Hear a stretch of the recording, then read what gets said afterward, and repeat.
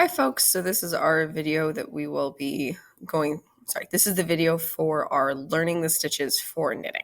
So in this video, we're going to cover a few different things. We'll talk about knitting styles. We'll talk about doing knit and purl stitches in both styles.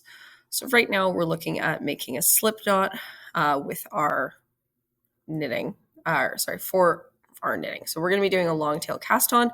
So we want to make sure we have a decent amount of room at the end with our loose piece of thread. So this is my preferred way of making a slip knot. I just wrap it around my fingers and poke it through. But if you are new to making a slip knot, this might not be the easiest way. I find sometimes it can help to lay it out on a table and do it that way. For a long tail cast on, you have to make sure that the part of the yarn you are pulling through the loop goes back to the ball of yarn. It is not a devastating mistake if you make it, but it's just going to make everything a little bit smoother in terms of your cast on. So once you've made your slip knot, I recommend always making them big and then just shrinking them down as needed. You can shrink it down where about to fit, or so that it fits your knitting needle. So key thing with putting your slip knot on your knitting needle, you do not want it to be super duper crazy tight. You would like it ideally to be resting gently against your knitting needle, which I'll show here. This would be crazy tight. Big thing with knitting, unlike crochet, is we have to make sure that we have enough room to get another needle in there, as I'll show here. So when you're knitting, you have to be able to get a second needle in. And if you make it too tight, then you're not going to be able to do that.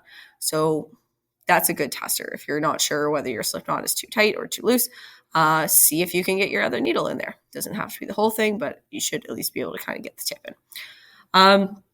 So this is our long tail cast on. So for a long tail cast on, if you want a more in-depth video, I have linked some in our Brightspace course. You're going to take your two pieces of yarn. You're going to make sure that the piece of yarn connecting to your ball is on the left side around your thumb, and the other one is running around your fingers. You're going to bring the yarn down so it crosses over. Pick up that piece of yarn that's closest to you. And then from there, you're going to go pick up the piece of yarn that is over your index finger. So I really like this cast on method because I find it's very stretchy, which makes it very usable for a lot of different methods and things like that. So if you are someone who, if you are making something like a hat or anything that will need some sort of stretch, a sweater, particularly garments, we really want to have some stretch for things like that. Because otherwise you get this wonderfully made garment and you go to put it on and it's really tight at the brim if you're making a hat, for example. And that's just uncomfortable to wear. And it feels like you wasted a whole bunch of time because you made this entire hat. And the issue that makes it hard to wear is right at the beginning. So I really like a long tail cast on. It's my preferred method, although there are lots of other methods that are completely fine for casting on as well. Use whichever one you are the most comfortable with. So I count stitches here. I always recommend counting your stitches. It is generally to your benefit so that you are not making mistakes. Because sometimes if you don't count your stitches, you get a few rows in and you realize you've dropped a stitch or things like that. And then you are kind of screwed. So long tail cast on, 20 stitches.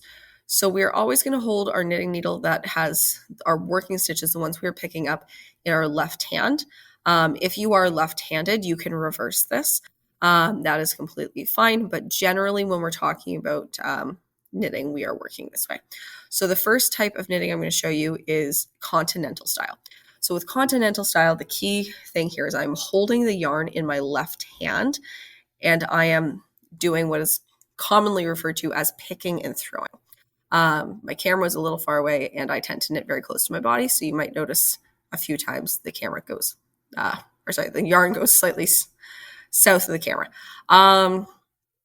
So I'm knitting here. So I'm putting my needle in, picking up that front of the stitch, going left to right, and I'm wrapping. So I'm throwing my yarn around and picking it up. So picking and throwing is knitting, picking is purling. I will show you that as well. I'm going to switch to an English style now. So now I'm holding the yarn in my right hand. So I'm picking up the stitch. I'm still going left to right. So I'm left to right across the front. But you can see there's more work in my right hand in terms of how I'm wrapping that yarn around. So we're always going to go counterclockwise in terms of how we wrap that yarn. And that's true for both English and Continental. We're always going counterclockwise. If you go clockwise, you end up with a twisted stitch, and it just doesn't look quite right in your final product.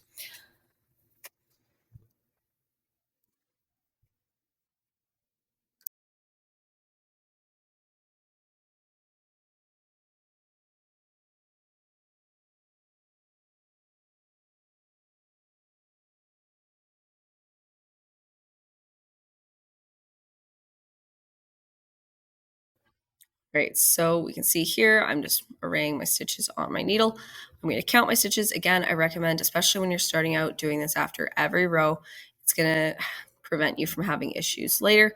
I usually tend to count my stitches by twos, but I'm doing by ones for the sake of this video. So just make sure you have the same number of stitches that you started with. So I started with 20. I still have 20 on my needle. Excellent, spectacular. There have been no drop stitches or no accidental extra stitches made. So now we're going to flip to the other side and we are going to do a purl stitch. So thing that's crucial to understand about knitting is a knit stitch and a purl stitch are the same thing, but viewed from the other side. So the back of this stitch will look like a knit stitch. So you'll see when we flip back over. It's basically the reverse of what we did for knitting stitch. So instead of the needle going in from left to right, the needle is going in from right to left. I'm still wrapping the yarn around counterclockwise. So this is what we call picking in Continental style. So the yarn goes through, our needle goes through right to left. We wrap it around counterclockwise, and off we go.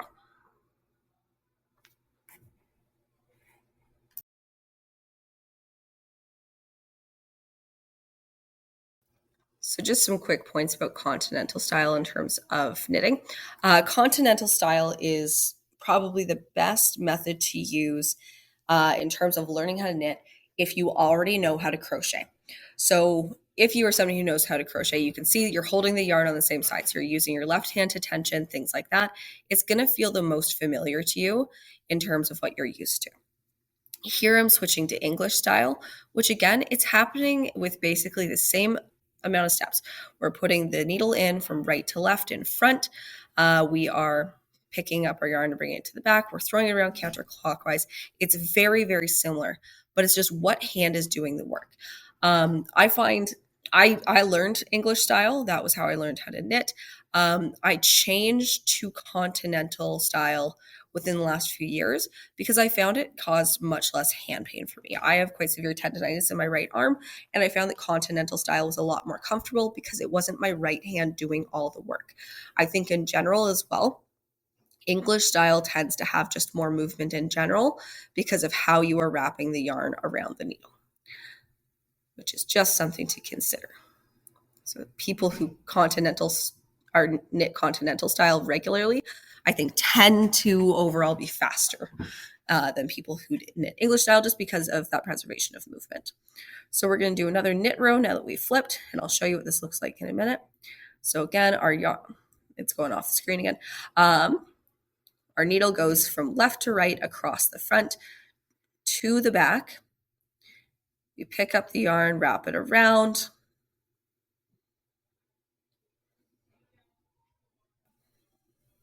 Sometimes it just helps to unwind your ball a little bit so it's not rolling all over the place and falling on the floor.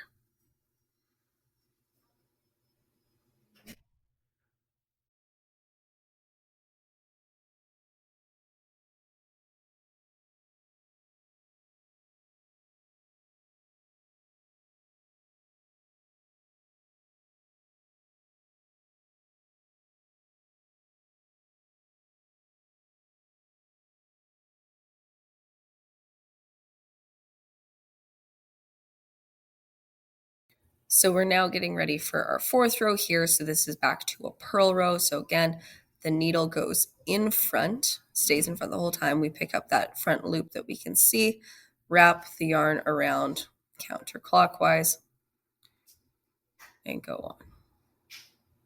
You can see when I notice that I'm off camera. But yeah, we continue on like that. We're still doing Continental style, just to show the differences between the two. So Continental, again, is my preferred style, but use whatever one feels good for you. I used English style for years. Sometimes I still have things that I find easier to do in English style. So use whatever one feels best for you, and don't be afraid to learn the other. There's some people who will English style and Continental style knit at the exact same time, so they can do intricate color work and use color works that are two different colors at once, which is really, really cool. Okay, so we've done 4 rows of stockinettes, what we call stockinette stitch. So what this is it looks all the same on one side. You'll see me kind of show here. Oh, or not. So it's all the same on one side. It's basically all braids. And now we should be switching. Oh, no, we're doing more knit. Okay. Oh, because I'm doing it English style. That's why. Okay. It'd be lovely if I knew what I was doing. Okay, so we're going through, we're knitting. Again, English is maybe a little bit easier to understand the hand movements, but it is just a more dramatic hand movement. And when you're doing a lot of any type of textile work or small, minute work like this, we do want to try to minimize the amount of movement we are doing, because the more movement you engage in, the higher your chance for injury. And even when it is small muscles like this, it does matter and add up over time. So do whatever you're comfortable with. But that's part of my reason for why I made the switch specifically to Continental. Okay, so now we are doing purl. So again, it goes across the front, then pulls the yarn to the back, goes across the front, pulls the loop to the back. So with knitting, we're just constantly taking those left needle stitches, adding a new layer to them, and moving them to the right.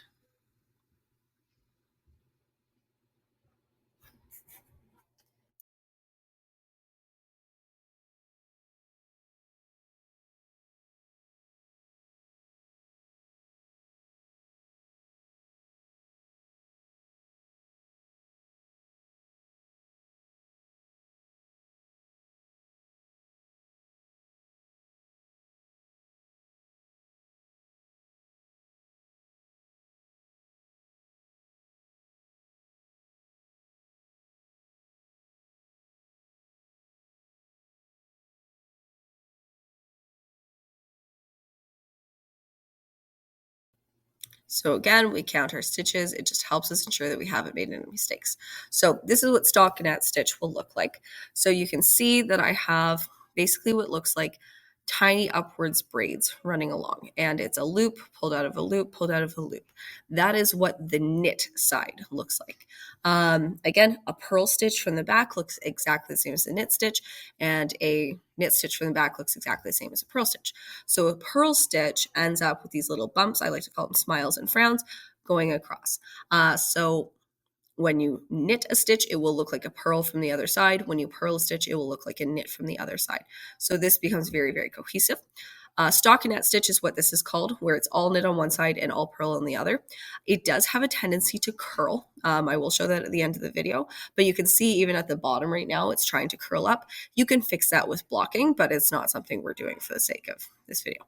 So we are now going to switch to something called rib stitch. And this is specifically to show our 1x1 rib.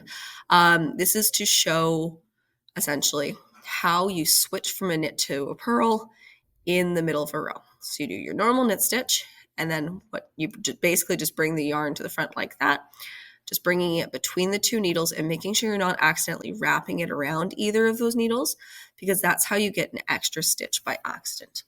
So we're wrapping around our normal knit stitch.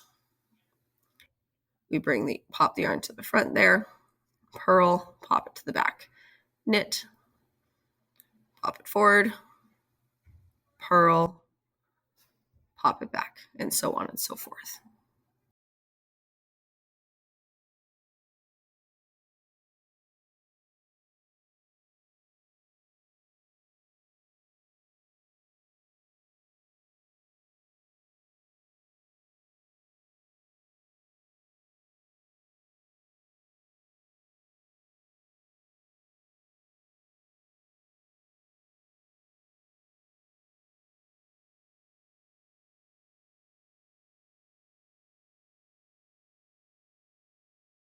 So again, we've counted our stitches and we're now going to flip. So Key thing here is to match up our stitches. So you can see that the first stitch on the left hook is a knit stitch, and we want to create these vertical lines. So we're going to start with the knit stitch again.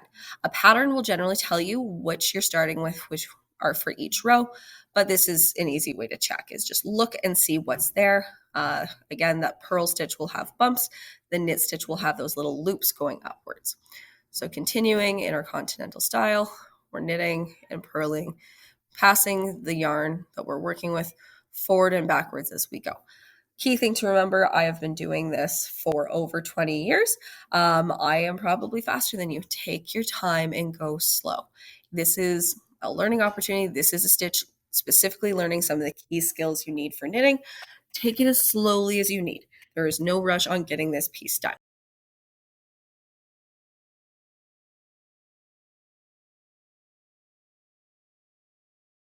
So just taking a look at what this rib stitch looks like, you can see that we have kind of the alternating braids with the alternating smiles and frowns. So it ends up creating that kind of different texture. So you often see this on cuffs, necklines, the base of hats, things like that. It's quite a stretchy stitch. It looks nice as well. But we call that ribbing specifically because it has that up and down kind of vertical texture. So this was the row where I was supposed to switch to English and then forgot and just kept going with Continental.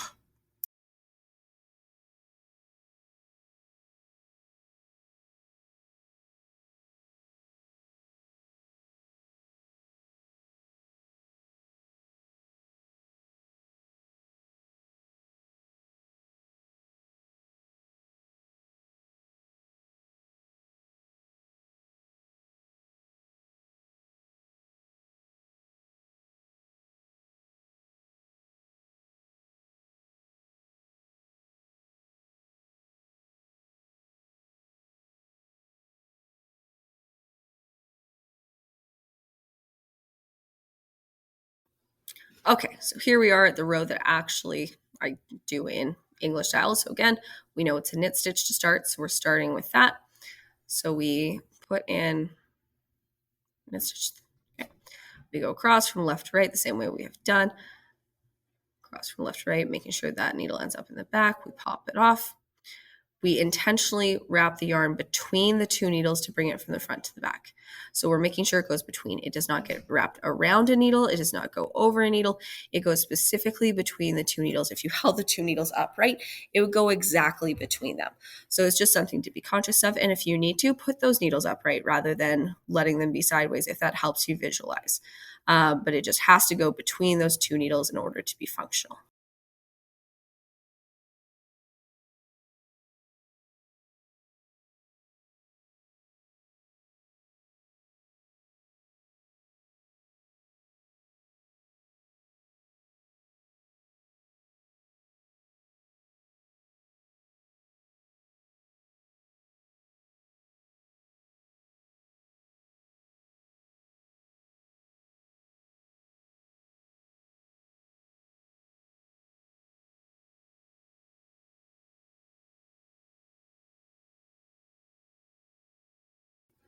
So we have counted our stitches. Hooray, we actually have the right number. That is always to our benefit. And that's what those differences look like. So you have those big long lines of the knitting standing out from what we see is kind of the purl stitches there. So you see the loop on loops going up and you see the smiles and the frowns going down. So that's a big thing to note for when you make a rib stitch like that, is it does create that texture, and that texture is the same from both sides. The knit stitches going vertically will always stand up from the purl stitches to their sides. So now what we have is a few rows of stockinette stitch and then a few rows of a rib stitch. What we're going to do now is we're going to cast off. Casting off is a slightly involved process. I do have, again, a video on Brightspace going over specifically how to cast off. Key thing with casting off, you can do this English style or continental style. Either way, it doesn't matter. So there's two ways that people tend to do this, and I'm going to show you both of them. So the first one is people will just knit the whole way. So they'll only do knit stitches. Some people will pick up with their needle like I'm doing here. This is not my preferred method for doing this. I'll show you my preferred method in a minute. I just find it's messy and hard to do. But you're taking 2 stitches. So you always want to have 2 stitches on your right needle.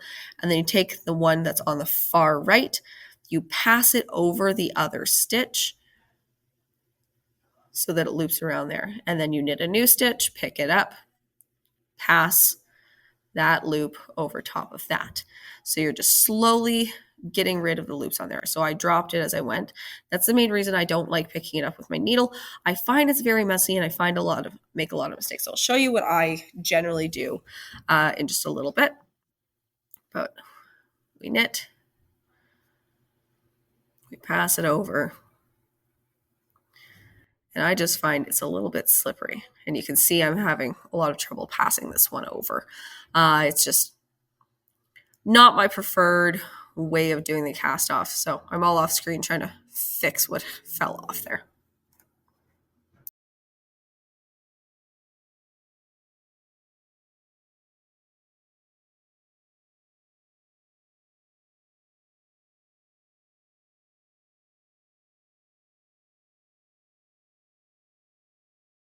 So this is my preferred way of getting the stitches over is I pinch the stitch on the far right and then use the needle to pop it through.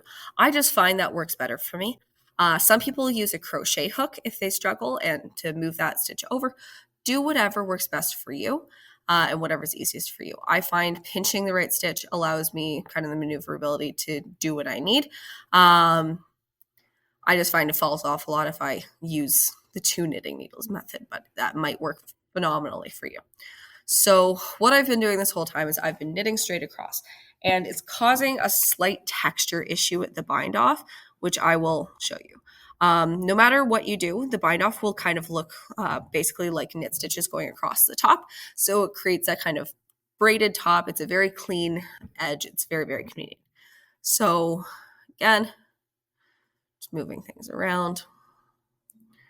We're continuing with this bind off method. And I think in a few stitches, I show what the problem is with this one. So it essentially changes some of the texture that you have. So we'll zoom in there, and you can see where the purl rows go. You can now see a knit stitch at the top, and you can only see about half of it because of how it binds, but I just find it makes it slightly messy. It doesn't look as clean as it could. So what I like to do when I'm binding off is I continue with the stitches below. So that's a knit stitch. So I do a knit stitch into that stitch. Next one is a purl stitch. So I do a purl stitch into that stitch. And this would be continuing with the pattern that you've been doing. So whether it's the same stitch, whether it is a different stitch, et cetera, et cetera. I like details, and I find that this makes the details a little bit cleaner as we go. So I will finish this, and then I will show you what the differences look like.